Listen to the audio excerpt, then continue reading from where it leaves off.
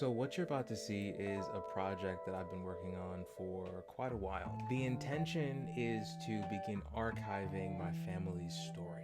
These stories become a part of our family's legacy and tradition, and they become things that we're able to pass on as inheritance to the next generation. Knowing who we are and where we come from and who our family is helps us connect to our purpose and to ourselves. In this interview, I sit down with my uncle on my mother's side.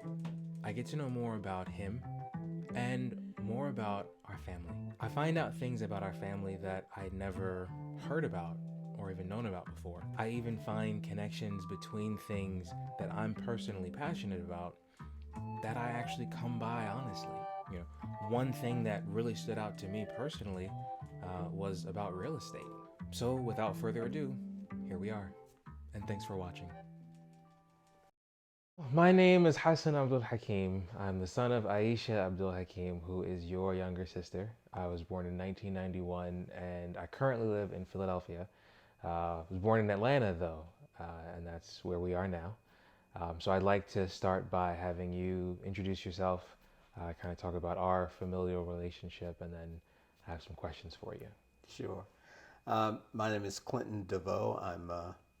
I was born in 1946, and I live in Atlanta now, though I was born in New York, grew up 5 years or so in the Bahamas, and then went back to New York where I went to public schools, graduated from the University of Buffalo in 1967, and came to Atlanta at the end of 1969. Okay. And I've been in Atlanta just about 69, yeah. all the time since. Yeah, it's a really, yeah. No, so you were born in New York. What year? 1946. 1946. Okay, I'm not sure if Yeah. you mentioned that. 1946. And then what hospital were you born in? Bellevue Medical Center. It's in Manhattan. Okay. And then what were your parents' names, both of them? My dad's name was Clinton Harcourt DeVoe. He was born in Ackland's Island in the Bahamas. My mom was Blaniva Fox. She was born in Miami, though her mom was from Miami and her dad was from the Bahamas. He was born, Granddaddy Edward Fox was born in Nassau. Okay. Yeah. So did you grow up in New York or did you grow up in Nassau? Where did you? How was 5 years that in growing up? Nassau from the time I was 2 until I was 7. But from 7 on, it was New York. I mean, there were 3 summers, I think, in my sort of mid-adolescence when I was in Nassau. A couple weeks of vacation in Nassau to visit family, but the rest of it really was growing up in New York from the time I was 7 years old Oh, until, okay. yeah. Yeah. Yeah. So I guess not as much time in Nassau then. Yeah, just 5 years. Gotcha. So did you go back and visit frequently or? Yeah, pretty much. I mean, throughout my childhood, I think about once every 2 years at least. Yeah. No, that's awesome. That's awesome. So, so the growing up in New York then, so what were some of your earlier memories? So I guess we can start in Nassau. So what were some of your early memories of Nassau in that time? Yeah, I have one very distinct memory in New York pre-toddler. I mean, about 1.5 or 2. I mean, with my parents, each one holding a hand and walking me down the street. And I remember it because I was sort of bouncing and skipping, and they were occasionally lifting me, and so that every other step was on the actual pavement. Yeah. Wow. And then probably my earliest memory from Nassau was being on the handlebar of my mother's bicycle while my brother was on the handlebar of my dad's bicycle, and we were riding to the beach at 6:30, 7 o'clock in the morning. Wow. Because after that, we would be at home with a young woman named Gladys Ward, who was probably in her early 20s who was helping my parents. And they would both go to work. My dad at a bicycle shop and my mom at her beauty parlor. Yeah, which is of course the bicycle shop is a revelation to me. I wasn't Yeah. aware of that beforehand. No, that's really cool. Yeah. Do you remember do you remember what brand of bike it was? No, or- no, there weren't. If there was a brand, it was a British bicycle brand. Okay. Because as I remember it, bicycles were also popular in other British colonial islands in the West Indies and in England. They were not that big for adults in the United States back in those days. When I came here in the 50s, came back in the 50s at age 7, 1953, there were children played on bicycles, but adults did not ride them to work. Did they walk to work, or what was No, public transportation was New York City. Okay, well, yeah, New York City, And yeah, gotcha. you know, and there were buses, there were subways, but riding a bicycle to work was not generally done in the 50s. Yeah, not a lot like today because everyone's riding bikes to work. But in the Bahamas, really, lots of bicycles. There were not very many cars. The cars were rich British types and rich Dignitaries and American all that. tourists. Yeah. Yeah. Okay. Yeah, no, it's different. And a few cabs, taxi cabs. Okay. So the neighborhood that you grew up in, so like the time that you were in Nassau, is there like a specific like name for that area, or is it just all Nassau? It was called La Fort Hill. La Fort Hill. Yeah, which is the highest point on the island of Nassau, island of New Providence. And Nassau is the community that's considered the capital, and it's a city of sorts on New Providence Island. And the Fort Hill was the neighborhood that surrounded Fort Fincastle, Okay. which was a British fort probably from the 1700s. Okay. So the house that you grew up in, do you remember that house? Or at least at the time still there. In Nassau. Which house was that? Which one was that? Well, probably when we first got back in 53, we were at my grandparents' house, which would have been across the street from a lot that my mom owned, on which she and Daddy built a house. And next door to them,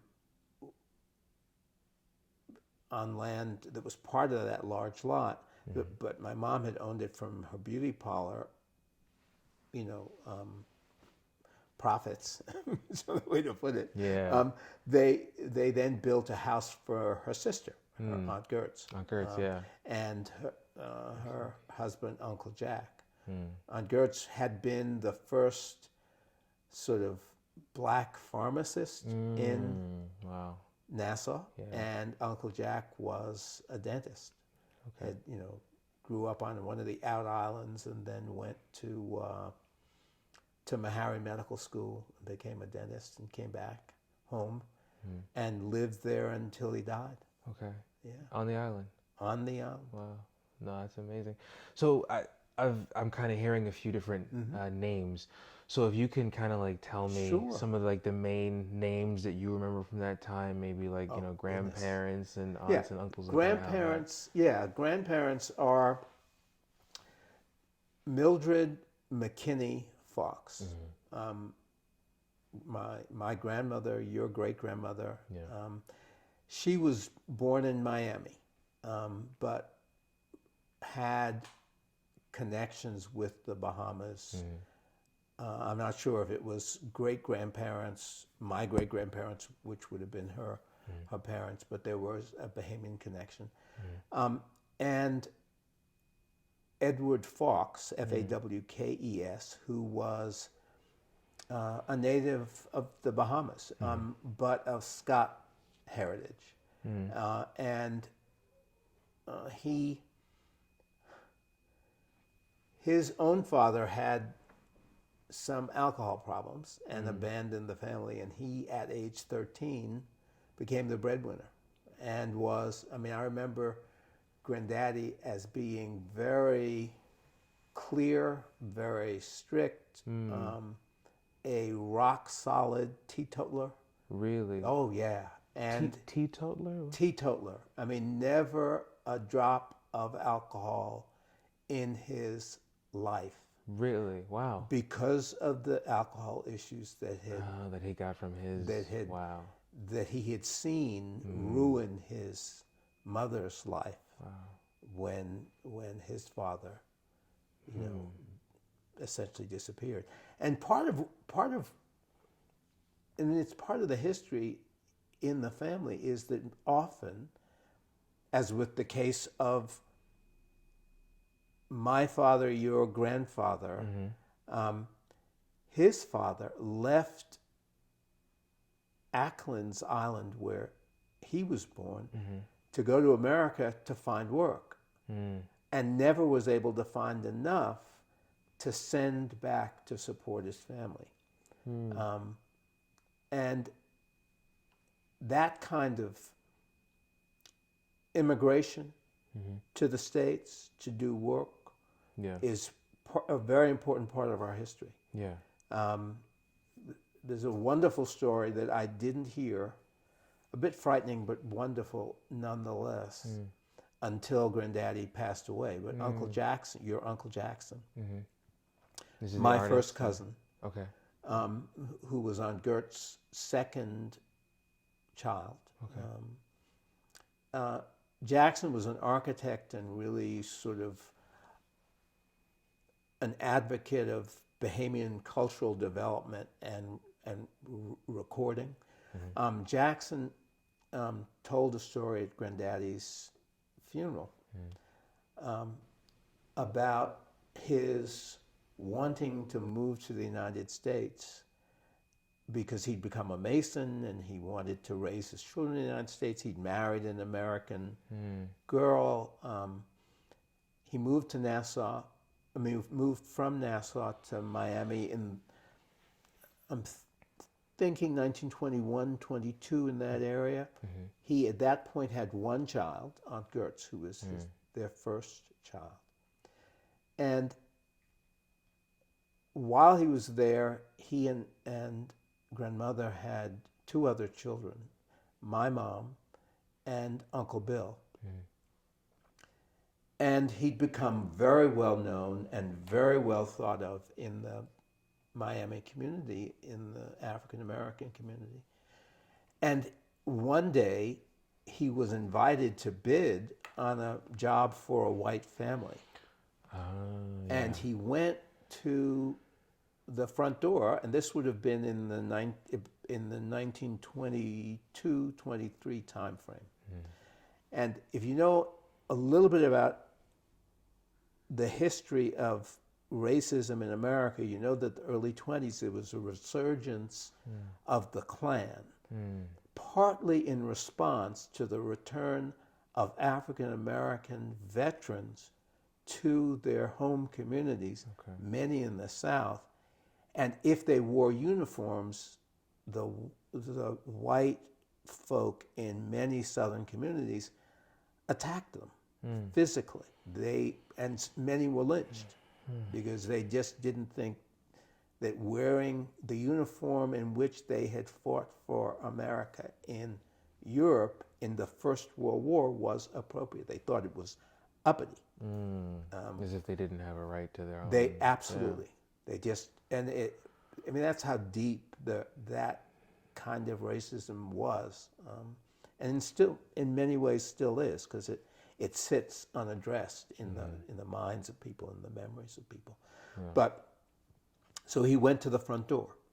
An African American maid, whom he recognized, came to the door, said, you need to go around to the back, because that's where we entertain colored tradesmen. Yeah, they didn't let us come in the front door. And he said to her, "Excuse me, but I'm a professional. I am a licensed Mason. I mean, I've been in this business for more than 10 years. I don't go to back doors," which is, sort of classic West Indian stuff. And he essentially wouldn't go. And so she said, well, there's nothing I can do. I can't let you in this door. And Granddaddy understood, but wasn't about to change. So he left. Within probably because the maid told her friends, but within 6 or 7 hours, he heard on the grapevine that the Klan was coming for him. News traveled that quickly. Yes, That's because, and I'm presuming that the white family heard from the maid, and they responded, and she figured out, however, that this was happening, and within 48 hours, he was on a boat back to Nassau with grandmother, and his then 3 children. So it was the 3. Okay, so Uncle Bill and everyone. Wow. Yeah, No, Uncle it's Bill, a Aunt Blonde, crazy story. Aunt Blonde. Grandma. Well, they refer to her as Aunt Blonde, but my grandmother, my mother, your grandmother, my right? Yeah. And when they got, and when he was, and that would have been, let's see, and then Aunt Carol and Uncle Bill were born in Nassau after they returned. Okay. Yeah. Okay. Pretty Those sure. were the youngest 2 then? And they were the 2 youngest. Okay. Gotcha. Yeah. And so then going back to Nassau, was he also, like, he was into masonry and such, right? Granddad, he remained. Okay. Yeah, he continued. And so he was continuing that tradition, that profession. Yeah. Okay, gotcha. Okay, so we talked a little bit earlier about the house that you lived in. So I've never actually been inside of it. I've only seen it. I know there's like the White House that's there too. Was that the one, or was it the the White other House is on Gertz and Uncle Jack's house. Yes. Yeah. So wasn't there like a house across the street? That was the pink house that was Granddaddy and Grandmother's house, and then next to it, my father built a 2-family rental unit, a duplex rental unit. Really? Yes. Yes. So all your interest in real estate comes from a very natural, hereditary almost place. It's funny because I say that, right? I've been saying that, like, I feel like the kind of work that I want to do, the kind of investing that I want to do, I feel like that's inherited. The same, like Amina's had the same thing on her side of the family, where her grandfather was big into owning property and making sure that that's passed on, and renting and things like that. Yeah. For your grandfather, for my dad, it was not so much a business as something he believed he had to own property wherever he was. He had to own what he lived in, and it just, whatever time it took. When we came back in 1953 to New York, we lived with Uncle Harold. Now, Uncle Harold and I celebrate the same birthday, so Uncle Harold became one of my godparents. He was my mother's uncle. Okay. Oh. And he was your great grandmother, my grandmother's brother. Younger or older? He was. Uncle Harold was younger than Aunt Mildred, than grandmother. Okay. And he had grown up in Florida. As an adult, he became a chef. Would buy a new Chevrolet every year to drive. He cooked for a resort in Florida in the winter, and cooked for a resort in upstate New York during the summers. And eventually, when he retired from driving up and back in that new Chevrolet, right, he settled in Queens and bought a house. Really? That was big enough to be a duplex, and he lived in the upstairs portion of it by himself. He never married, although there is a story that I never spoke with him about. You probably need to speak with your second cousin, Charles Carter, about, because Charles's grandmother and my grandmother were sisters. This would have been Madeline.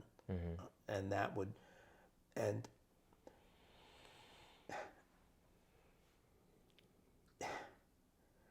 Uncle Bill lived on the first floor. That's your grandmother's youngest brother. But no, not his younger, but the middle brother, the one who's born in the States. And Uncle Bill's story is that born in the United States, it meant that during the Second World War, he was drafted and entered military service and was injured. It was a head injury that he had a metal plate, part of his skull, and left him with serious mental health issues that he self-medicated with alcohol. Yeah. But Uncle Bill married a young woman from, I believe, Mississippi, named Ruth, and I don't remember her maiden name, but they had one child, Patricia, who now lives with her husband and family in Milwaukee. Really? Yes. I don't know that I've ever heard of her. Yes. Well, Yeah. we lived in the same house in New York. Really? She lived in, and then when we arrived, my dad, using his carpentry skills, built out Uncle Bill and Uncle Harold's basement, because Uncle Bill and Uncle Harold owned that house together at first. And we lived, Daddy created a full basement sort of apartment. There was a kitchen and a bathroom, and in the front room, Daddy and Mom and Dad, your grandparents, had a daybed that opened up into essentially a double size. And the four of us, your mom, your Aunt Leslie, her older sister, me, and your Uncle Edward, my older brother, our older brother, were all in a large bedroom. Two sets of, I'm thinking that we had two sets of bunk beds. We may not have had, but all four of us. And we were there from 1953 until 1956. And at that point, Daddy had earned enough, having gotten membership in the Carpenters Union, which meant that, instead of earning $1.25, which was the minimum wage, he was getting the union wage of $5 or $6 or $7 over those years. And that sounds like that would have been good money at that time. Oh yeah, I mean, he bought a large brick, 3-bedroom, 2.5 bath house in Queens for, at that point, less than $20,000. But it made all the difference. Yeah. It was in a neighborhood called Hollis, which was right next to St. Albans. Very, in those, these are the 50s and 60s in New York, and neighborhoods are integrating but not integrating, so that people, white families sometimes moved out when African American families moved in, and some of the African American families that moved into these neighborhoods, I mean, these were musicians and professionals, and so that very often they would be economically more prosperous than the white neighborhoods had been before they became integrated or largely black. And I'm sure that didn't sit well with everyone then. Well, it's not so much that it didn't sit well. What you had going on at the same time, because 1954, is Brown v. Board of Education, the beginning of a march toward a more equitable and integrated sort of cooperative arrangement. But because these are middle-class families, because they're relatively young families, there was a lot of economic mobility happening both in the black community and the white community. So people moved, Okay. you know, to move from a smaller house to a larger one, to move from sometimes to a better school district. But even then, most of the neighborhoods in New York, the teachers were beginning to organize as unions. So you had a lot of really strong public educational activity going on. I mean, the public schools in New York were wonderful, really, especially in Queens and the outer boroughs. It was a great place to grow up and a great time to grow up in New York. I mean, because there's a lot of exciting civil rights activity that kids were doing and young people were doing in the 50s and 60s. Yeah, I've heard some pretty cool stories from my mom just about what her educational experience was like, and just a focus on logic and understanding, and just that educational pursuit in general. So no, that's really cool. And she went, and as I remember, your mom went to one of the newer junior high schools when we moved from Hollis to a duplex in Flushing, because mom and dad, your grandparents, wanted to be able to care for her Uncle Sam and Aunt Addie, who were you know, who would have been a generation ahead of them. They were in their 80s and in declining health. Uncle Sam was blind, and both of them came to live with us. Really? Yeah, in the 60s. So that's a family tradition then that we.